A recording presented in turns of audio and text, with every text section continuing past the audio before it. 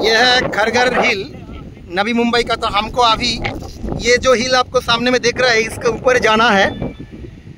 एतावत् पर्यंतम वयम गच्छामः त्रयो मिलित्वा।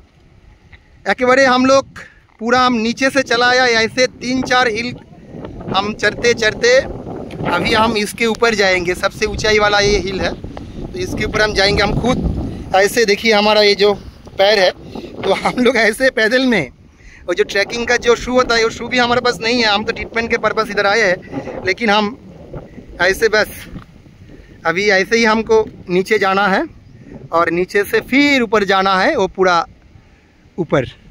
तो देखिए ये कितना ऊंचाई है। जीवन ऐसा ही है, रिस्क तो लेना ही पड़ता है, आनंद भी लेना पड़ता है, और क्या क्या।